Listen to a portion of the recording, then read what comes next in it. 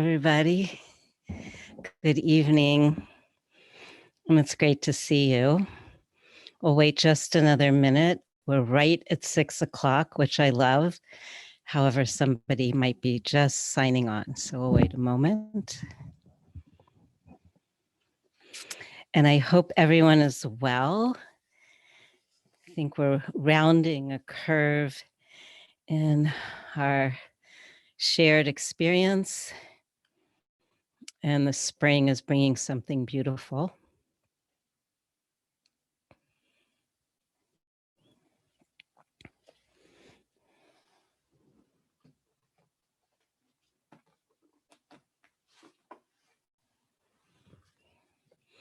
And so, as you know, we are slowly making our way through this incredibly large, thick book, which is called A Marvelous Garland of Rare Gems, Biographies of Masters of Awareness in the Dzogchen Lineage by Nyingma Khenpo.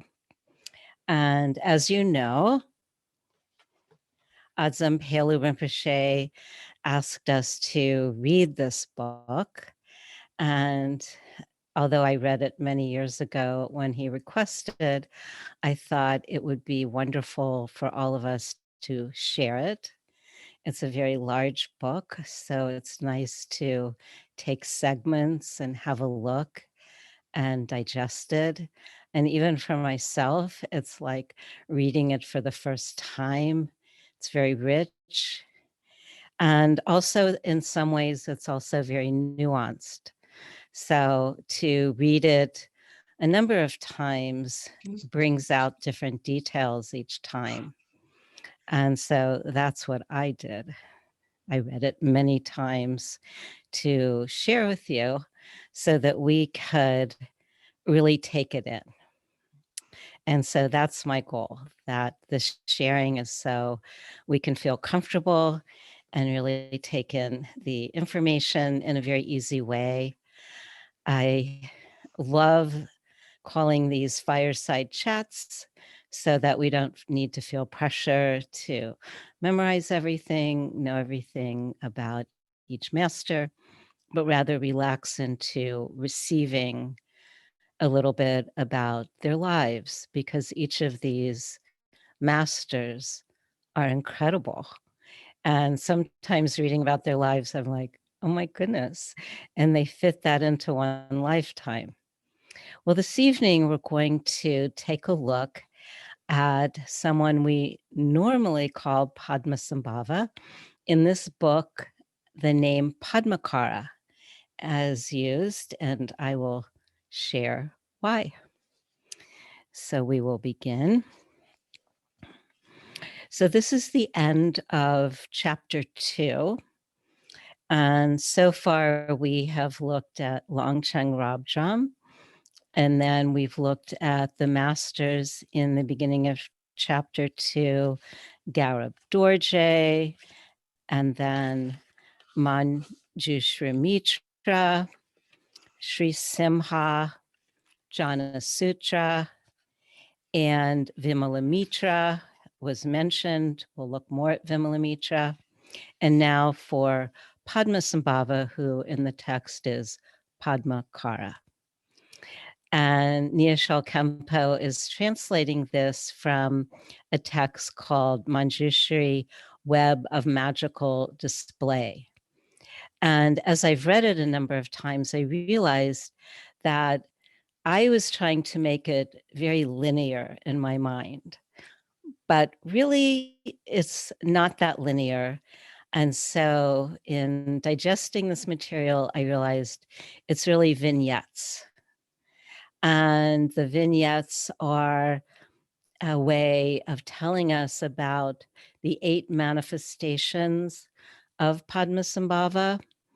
And there are not 8 Padmasambhāvas, but rather he would manifest in different ways, essentially to tame beings.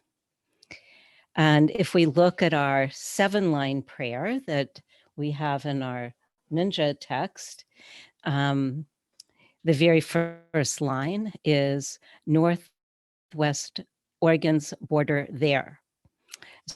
So this is an area where Padmasambhāva manifested. So he first appeared in a multicolored lotus, long stemmed, that had a hree, a golden hree in the center. And the hree was put there from the heart of Amitabha. And as we've seen with the other beings, there is really divine presence in how these masters came into being, came into our world, and especially the Dzogchen masters. So here we have a golden hree and a multicolored lotus in the center of a lake. And it's in an area which in the text is called Odhyana. And we have for pretty much verified that it's the Swat Valley of Pakistan. And there was a very great teacher, researcher, Giuseppe Tucci in Italy. And he went there and he also found trails and artifacts to show that. And this area at the time was very beautiful. It was full of lakes. So we read about Padmakara practicing and being born from a lotus in one of the lakes. And normally this lake is referred to as Dhanakosha Lake. Dhanakosha Lake is referred to a couple of times in this chapter. So here we are in the middle of a beautiful lake in the gorgeous Swat Valley, which is at the foothills of the Himalayas, very pristine. The water is very blue. And from this golden hree in a lotus emerges an 8-year-old boy. And he is an emanation of Amitabha, who is luminous light. He's the Buddhist of luminous light, and also of enlightened speech, which makes a lot of sense because Padmasambhāva, Padmakara, spread so many wonderful teachings. Now, around the same time that an 8-year-old boy appeared in a lotus in the middle of a lake on an island, there was a king in the area called King Indrabodhi. And King Indrabodhi he was longing for a male heir, but he did not have a male heir. And he made a lot of offerings to try to create the merit to have a male heir for his kingdom. And it's said that he gave away everything. He gave away food, he gave away jewels, and all of the people were, of course, very grateful, but all of these alms were for the purpose of having a male heir. So it's said that he then ran out of alms. So the king ran out of alms to offer, and he had heard about a wish fulfilling gem, which was by one of the lakes. And so he took an entourage and he went to search for the wish fulfilling jewel, which then could provide for his kingdom and also allow him to continue his making of alms. And when he arrived at the lake, guess who was there? It was Padmakara, who did not yet have that name. It was a young boy. And it's said that the minister found him and brought him to King Indrabodhi, and King Indrabodhi brought him back to the kingdom and then made him his son. And King Indrabodhi was the one who named him Padmakara, and he also named him Saroru Havajra. And these names mean lake-born Vajra. So again, we had the Vajra in a lotus in the lake, so lake-born Vajra. And later, for some of you who know this, there are practices called lake-born Vajra. And many years ago, when I took my daughters to a Dharma summer camp at Padmasambhāva Ling in the early 90s, I did 3 months of lake-born Vajra practice with Lama Jacqueline while my children were at Dharma camp with a man, a monk who would become Anam Tupten. He was Tuku Tupten at that time. So Padmakara came back with King Indrabodhi, and he began teaching very young, and he brought people to spiritual maturity. And then he himself became a king of a nearby kingdom, and his name at that time became King Torcho Kochen, and he had a Dakini as a queen, and her name was Queen Basadara. And after a while, he had taught many of the people there, brought them to spiritual maturity, as the words go. And he decided that to benefit even more people, he needed to leave. So he went to King Indrabodhi and he asked to leave and to abdicate his throne as the king. But King Indrabodhi really did not want him to go. So he said no. And Padmakara knew he had to go. And so this began what we're going to find out are many series of miracles. And you might not call this one a miracle, but he had a trident. He was still young, used to play. And he, on purpose, let the trident slip, and it did kill a son of a wicked minister, as the book says. And because King Indrabodhi was very ethical, if somebody killed, they were banished. So Padmakara was banished to the charnel grounds. And as we discussed in our last session, the charnel grounds are a great place of practice. So the charnel grounds were exactly where Padmakara wanted to go. And he went to the charnel grounds that we had read about in some of the last chapters with our other masters, the Shitavana, the Nandavana, and the Sosa Dvipa. And when he got there were 2 Dakinis, and one of them was Marijita. Now, Marijita was really Sihamukha, and maybe some of us have heard of Sihamukha, who's the lion-headed Dakini. And I know when I was taking retreats with Namkai Norbu, he also had practices of Sihamukha practice.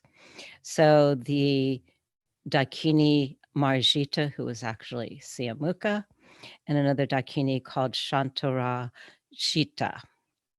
And from them, he received blessings, and he also brought them under his power. And as he practiced in those charnel grounds, he also took the name of one of the Dakinis, the Shanta Tara Kashita, which means guardian of peace. So at that point, he became a guardian of peace. And then he left those charnel grounds and went back to Dhanakosha Lake. And again, remembering these are vignettes, so the timing might not be exact. It could be that going back to Dhanakosha Lake happened a little bit later, but he did go back to Dhanakosha Lake, again, which was in the Swat Valley, and he began to practice Sihamukha. Secret mantra, pardon me. And he used, and we read about this when we start learning about the Vajrayana practice, but he started using the symbolic language of the Dakini. And then he brought them under his power, and he did tantric practices as well. And he also met another goddess, Vajravarahi. And some of us have heard the name Vajravarahi, and she is a wrathful form of Vajrayogini, who we know well. And Vajravarahi blessed him. And then Padmakara became even more powerful. And so he bound, it says, the Nagas of the ocean and the planetary demons of the heavens called Maras. And I think we've all heard that word Maras. And they can cause a lot of obstacles. So some of the stories of Padmasambhāva are of great miracles, and a lot of the stories are how he would bring the Maras under his control and have them become protectors, really, and obedient to him and taking care of the doctrines. So there was a lot of transformation that took place. And the Dakas and Dakinis granted him cities, and cities are powers that come with spiritual accomplishments. So he had a lot of cities, and through accomplishing these cities and also binding the Nagas and the Maras, he became known as Dorje Drakpo Sal. And probably some people have heard of Dorje Drakpo, and it means Vajra, dynamic wrath.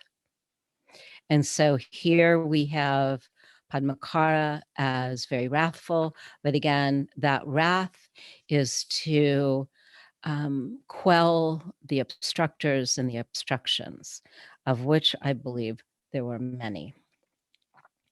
He then went to an area near Bodh Gaya, India, and a lot of these take place in India, Pakistan. And he performed miracles there. And there were many watching this, and they said, "Well, who are you?" And he said, "I am a naturally occurring Buddha." But nobody believed him. So he left. And he went to what's called a country, which I really believe is more of a district, of an area, of a territory called Sahara. And he took monastic ordination. And we know when we see pictures or tankas of Padmasambhāva, his inner robes are monastic because that is one of his aspects as well. So he became a monk, and his monk's name was Prabhahashti. And when he became a monk and he studied, he became known as Shakya Sengye, Lion of the Shakyas. And he heard the teachings, yoga tantras. He had visions of deities without trying. And it says that he had requested empowerments from a Dakini named Anandi. And Anandi's Dakini name was Guyajana. And she manifested as a nun. And as he was requesting teachings, she would give him teachings. However, this is what she did. She transformed him into the syllable whom. She swallowed him.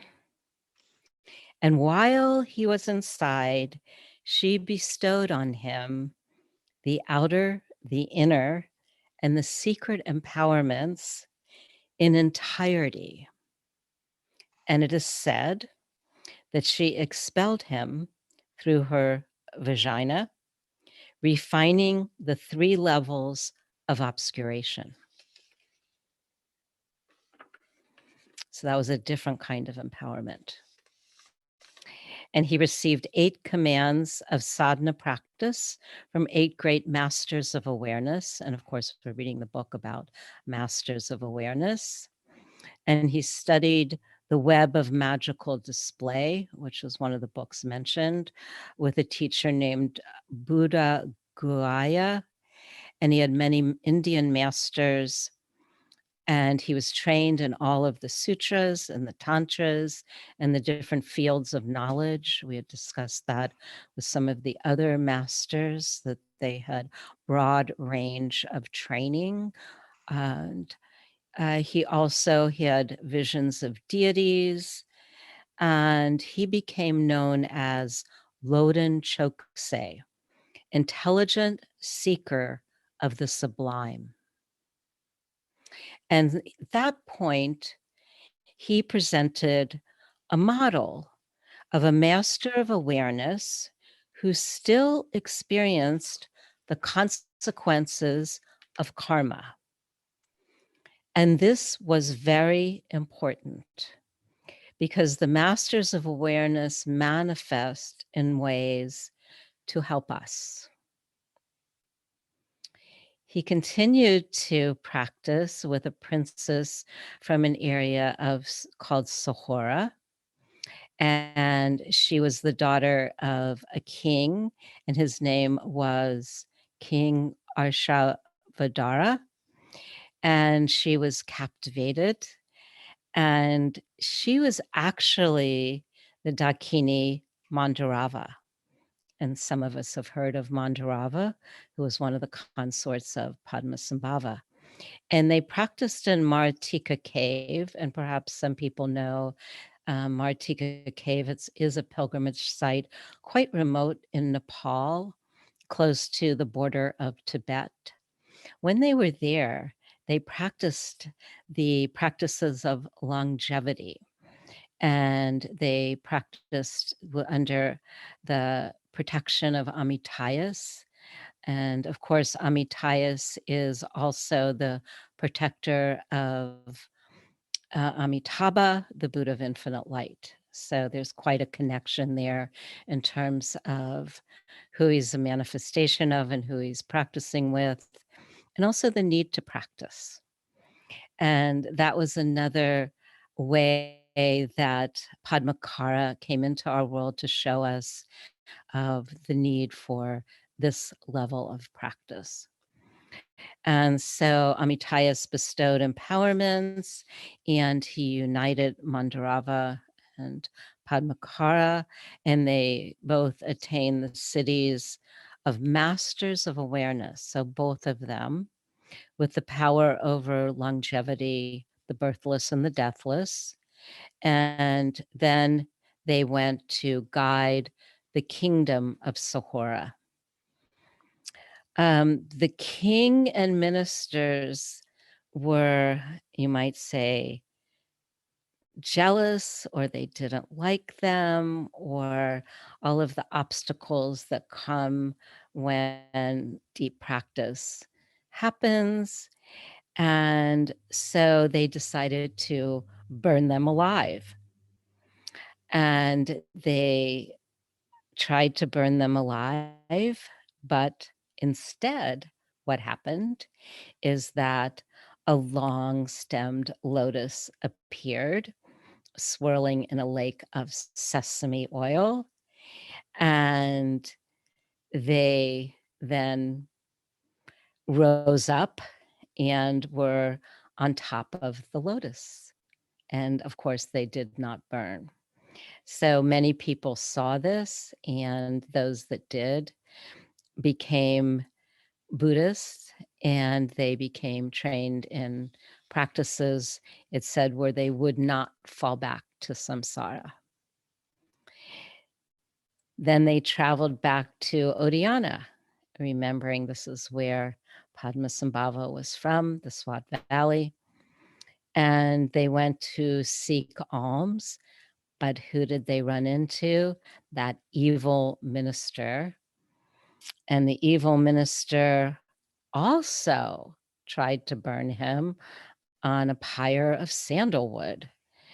And again, that lotus appeared in the lake, and Padmasambhāva and Mandarava, they rose above on the lotus. And while they're rising above, the fire happened. Padmasambhāva was wearing a garland of skulls, and that symbolized the liberation from samsara. So at that time, Padmakara became known as Pema Totren Zal. And some of us know that also name from practices. And Pema Totren Zal means lotus dynamic garland of skulls. And some people have probably seen a skull mala or a representation of that. So then he spent 13 years in that kingdom, liberating people, teaching, giving maturing empowerments. And the king and queen became accomplished, and they entered the sublime state and also became masters of awareness. And while Padmakara was teaching, he became Pema Gyalpo, Lotus King. And then there was a prophecy, and the prophecy was from the magical emanation from the sphere of activity, that he would emanate as a Buddhist monk named Indrasena. And he would go into the land which is India, and guide King Ashoka. And for those people who know or have been to India, King Ashoka was known for centuries as being a kind, a generous, and also Buddhist, and bringing Buddhist principles into his kingdom. One can still see a pillar that has the edicts of Ashoka. So Padmakara became his spiritual guide, and it's said that he inspired, and the numbers have to be recognized as, I don't like to say exaggerated because maybe it's true, but he inspired him to build 10 million stupas in a single night. So I don't know how one does that, or if it's magical and on different realms. If sometimes 10,000 can be a representative number, but at any rate, it's kind of nice to think about. And also, it was prophesized in the magical emanation sphere of activity, that he would be this Buddhist monk, Indrasena, and is such an important guide to King Ashoka.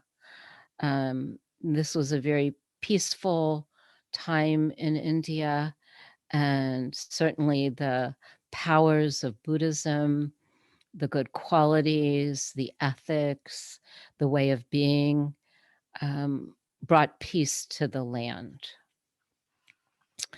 And then Padmakara asked in these stupas to have relics of the Tathagatas, which is of all the Buddhas. And I don't know if people have seen some of the relics. There was a tour of some relics, which shows of some of the masters that we're talking about, also of the Buddha. And I know that when I was in Chengdu on my first pilgrimage to Tibet, there was a very large temple that we went to, and it housed the tooth of the Buddha.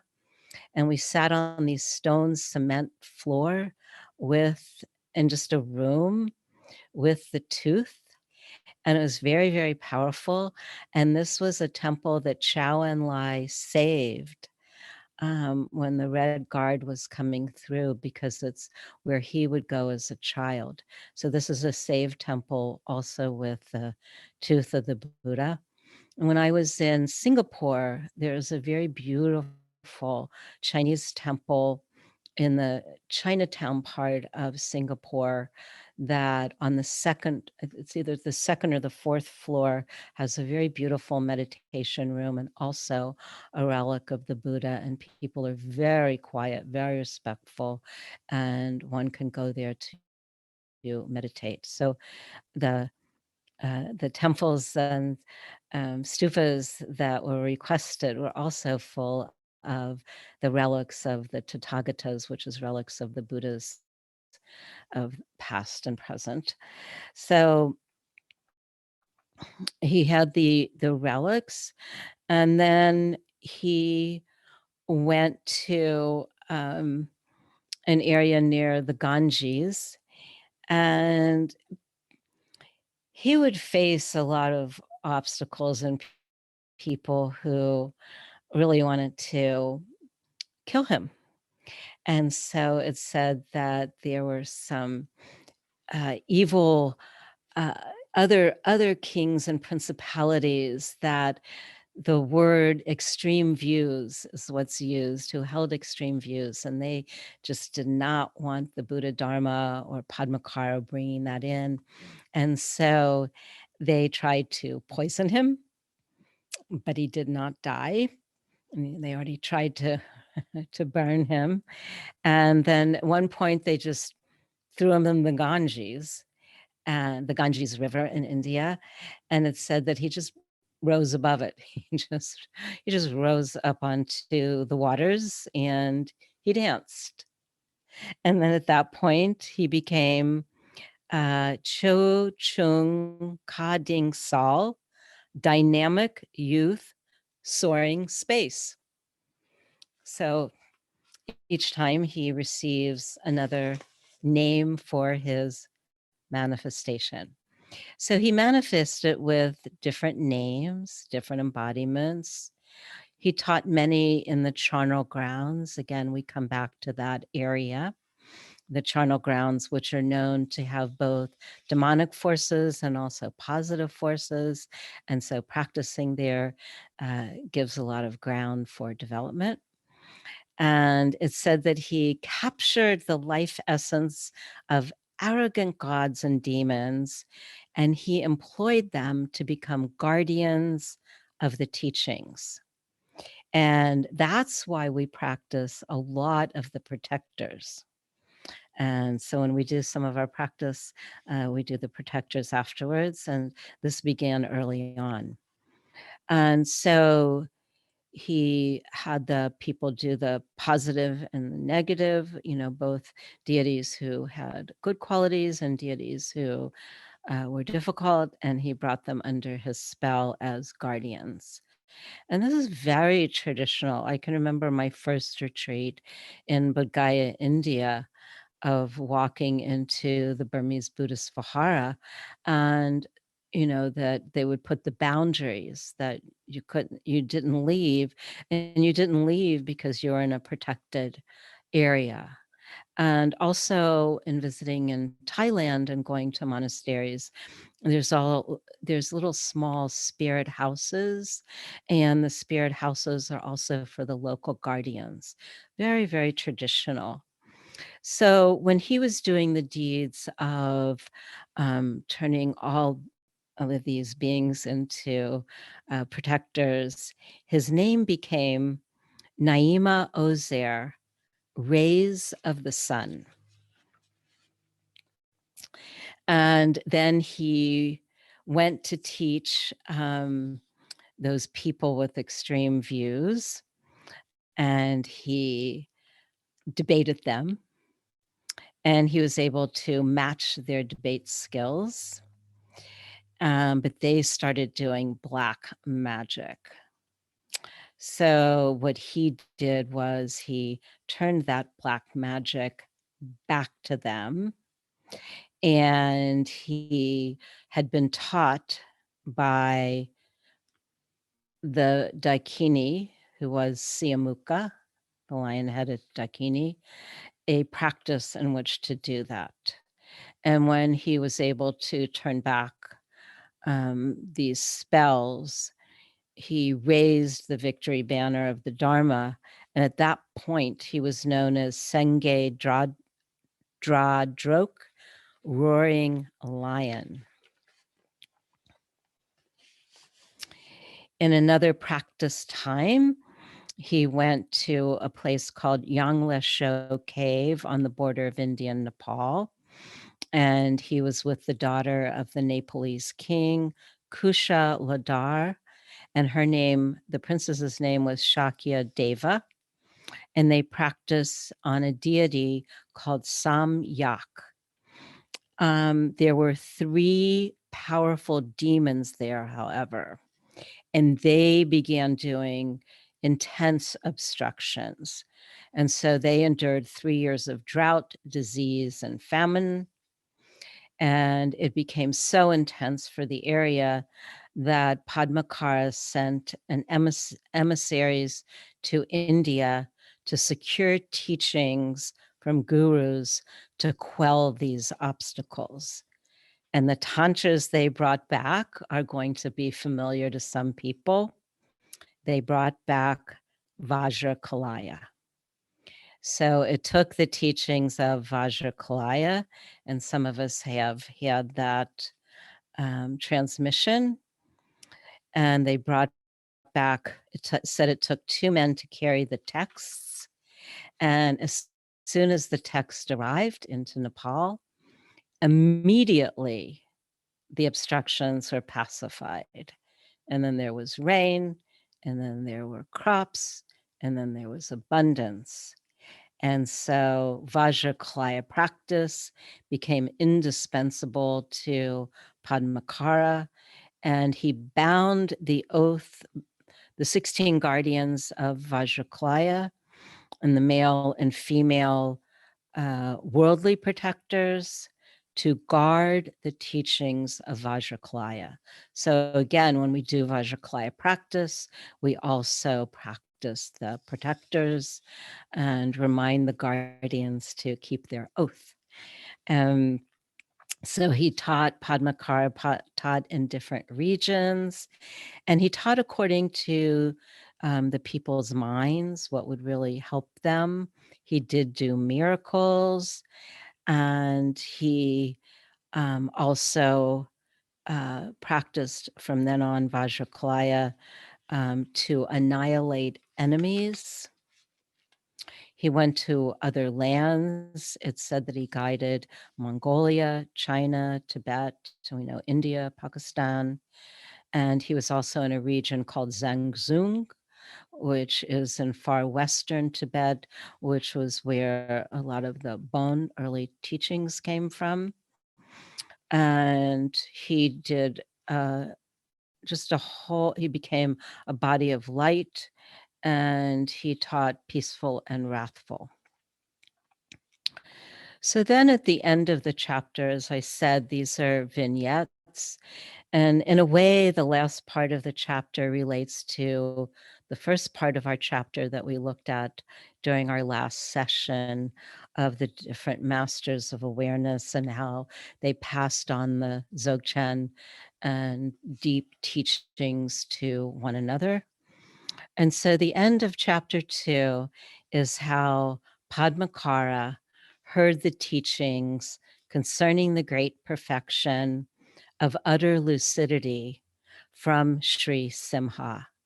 And we remember that Sri Simha came from China, and that he was trained in the charnel grounds and also the 5 mountains. And Vajravarahi, remembering she is the wrathful Vajrayogini, prophesies that the goal in his lifetime resided in the Vajra mind of Sri Simha.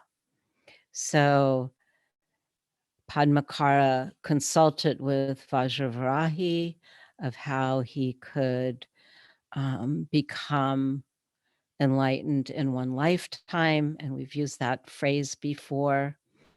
And she said, it resides in the mind of Sri Simha.